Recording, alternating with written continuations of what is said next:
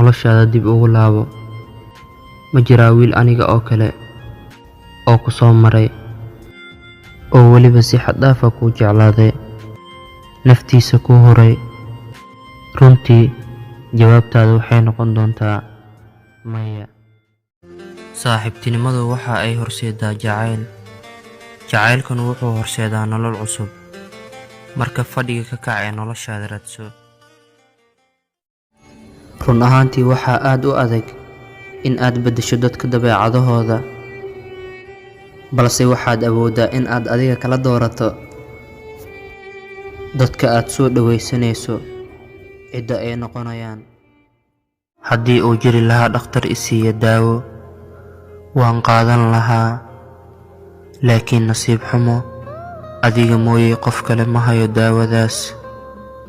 Waxa aad i bartay in aan sameeyo ismashquulin, balse aanan wax ii tarin. Weligaa ma jeclaato qof ilaa xad noloshaada aad ilowdo iyo naftaadaba.